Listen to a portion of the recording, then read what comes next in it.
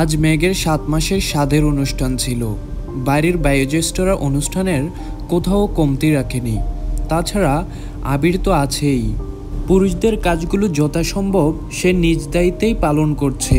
সাথে ছিল তানভীর, আরিফ, রাকিব, রাসেল, সাকিব সহ আরও অনেক ছেলেরাই সাথে ছিল। আবির এত মহা ব্যস্ততার মাঝেও মেঘের খেয়াল রাখতে একটুও ভুলেনি। কিন্তু মেঘ, সে কি শান্ত হয়ে এক জায়গায় বসার মতো মেয়ে?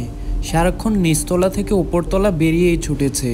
বাড়ির শাড়ি নিয়েও এত দৌড়াদৌড়ি থেকে এক পাও পিছু হয়নি।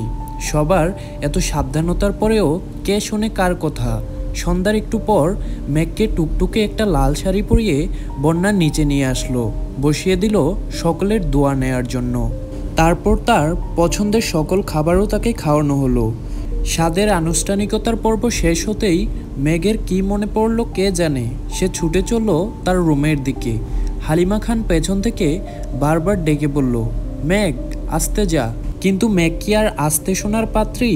কিছু দূর সিঁড়ি বেয়ে ওঠার পরই পায়ের সাথে শাড়ি পেঁচিয়ে মেঘ হুচুট খেয়ে পড়ল। ঠিক তখনই নিজের রুম থেকে নিচে আসছিল আবির। মেঘের অনাকাঙ্ক্ষিত পড়ে যাওয়া দেখেই আবির ছুটে এসে মেঘকে ধরল। কিন্তু এতক্ষণে মেঘ সিঁড়িতে বসে পড়েছে। হয়তো আবির আসতে একটু দেরি হলে মেঘ সিঁড়ি থেকে নিচেই পড়ে যেত।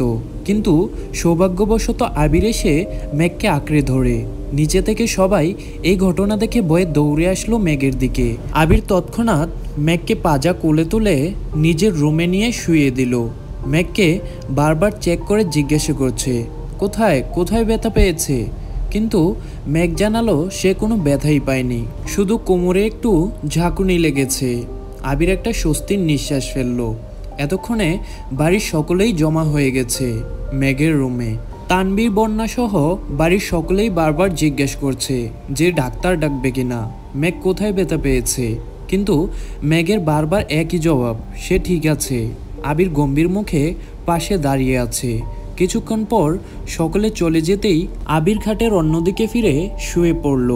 মেঘ বুঝতে পারল আবিরের এত বারবার নিষেধ করা সত্ত্বেও মেঘের এত অবাধ্য হয়ে চলাফেরার কারণেই আবির রাগ করেছে। মেঘ আর কিছু বলল না, সে নিজেও চুপচাপ শুয়ে পড়ল। কোমরটা হালকা চিনচিন ব্যথা করছে, ঘুমিয়ে যাওয়াটাই শ্রেয়। কিন্তু বিপত্তি ঘটল মধ্যরাতের দিকে। মেঘ আর আবির দুজনেই ঘুমিয়ে আছে। হঠাৎই মেঘ পেট ও কোমরের হালকা চিনচিন ব্যথায় হালকা নড়ে চড়ে উঠল। এক পাশ হয়ে শুয়ে থাকা অবস্থায় কোমরের ব্যথা করছে, হয়তো সেটা ভেবেই মেঘ ঘুমের মধ্যে খানিকটা সোজা হলো। কিন্তু সে সময় ঘটল এক অনাকাঙ্ক্ষিত ঘটনা। মেঘ খানিকটা সোজা হওয়ার পরেই বুঝতে পারল মেঘের গর্ভপথ থেকে তরল কিছু গড়িয়ে পড়েছে। মুহূর্তের মধ্যেই তরল পদার্থটার পরিমাণ যেন বাড়ছে। মেঘ ঘুমো ঘুমো চোখে ব্রু কুচকে খাটের পাশে থাকা লাইটটি জ্বালিয়ে উঠে বসলো। বিছানায় তরল কিছুর অবস্থান চোখে পড়তেই মেঘ খানিকটা ভয়ে বিছানা থেকে নেমে রুমের লাইট জ্বালিয়ে রুমটাকে আলোকিত করলো। এ কি, মেঘের চোখ তো আশ্চর্যে কোটা থেকে বেরিয়ে আসছে। মুখের বাকশক্তি যেন হারিয়ে ফেলেছে। মেঘ কিছু বুঝতে না পেরে তাড়াহুড়ো করে আবিরকে ডাকলো। আবির ঘুমো ঘুমো চোখে মেঘ থেকে জানতে চাইল কি হয়েছে। কিন্তু মেঘ যেন কথা বলার শক্তি হারিয়ে ফেলেছে। আঙ্গুল দিয়ে বিছানার দিকে দেখালো।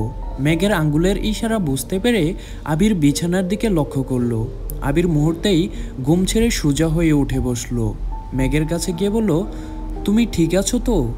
মেঘ কাদু কাদু কণ্ঠে উত্তর দিল, হ্যাঁ আমি ঠিক আছি, কিন্তু এত ব্লাড কেন বের হলো? আমাদের বেবি ঠিক আছে তো? আবির চিন্তামুখ নিয়ে মালিহা খানের দরজায় টোকা দিল। মালিহা খান এত রাতে আবিরকে দরজার বাইরে দেখে চিন্তিত মুখে শুধালো, কি হয়েছে? আবিরের মুখে মেঘের কথা শুনেই মালিহা খান হালিমা খানকে ডেকে তাকে নিয়ে উপরে মেঘের রুমে চলে গেল। মালিহা খান ও হালিমা খান মেঘ ও আবিরের রুমে ঢুকে দেখলো মেঘ জুবুথুবু হয়ে ফ্লোরে বসে আছে। দুজনেই চিন্তিত মুখ নিয়ে মেঘের নিকটে পৌঁছালো। মালিহা খান চিন্তিত মুখে শুধালো, কি হয়েছে মেঘ তোর? কেমন লাগছে? আমাকে একটু খুলে বলতো। মেঘ কাদু কাদু মুখ নিয়ে আম্মু আর বড় আম্মুর দিকে তাকিয়ে আছে। পাশেই চিন্তিত ও অসহায় মুখে দাঁড়িয়ে আছে আবির। হালিমা খান তো চিন্তায় হাউমাউ করে কেঁদেই দিল। আর কাঁদবেই না বা কেন? কি হচ্ছে তার ছোট মেয়েটার সাথে? আল্লাহ না করুক। যেভাবে ব্লাড গিয়েছে, বাচ্চাটার যদি কিছু হয় তাহলে মেয়েকে কিভাবে সামলাবে সে? মায়ের কান্না দেখে এবার মেঘও হাওমাও করে কেঁদে দিল। মালিয়া খান হালিমা খানের উদ্দেশ্যে বলল, হালিমা, কি করতেছিস তুই? তুই যদি এভাবে কান্নাকাটি করিস তাহলে মেঘকে কিভাবে সামলাবো? এবার হালিমা খান মনে হয় কিছু বুঝলো, চুপ করে মেঘের পানে তাকিয়ে আছে। মালিয়া খান মেঘকে ফ্লোর থেকে তুলে একটা প্লাস্টিকের চেয়ারে বসিয়ে এক গ্লাস ঠান্ডা পানি এগিয়ে দিল। বলল, এটা খা, ভালো লাগবে। ভয়ে মেঘের গলা শুকিয়ে কাঠ হয়ে আছে। পানির গ্লাসটা সামনে পেয়ে মেঘ সাথে সাথে সেটা নিয়ে এক চুমুকে পুরো গ্লাসের পানি খেয়ে নিল। এবার আবির রুমের বাইরে চলে গেল, হয়তো প্রাইভেসি দিল মামুনি ও আম্মুকে। চিন্তায় তার মাথার ভেতর ধপধপ করছে। মনে মনে আল্লাহকে হাজারবার বলেছে মেঘের যেন কিছু না হয়। মেঘ, তোর শরীরে কি কোনো অস্বস্তি বা দুর্বলতা লাগছে? মালিয়া খানের প্রশ্নে মাথা তুলে তাকালো মেঘ।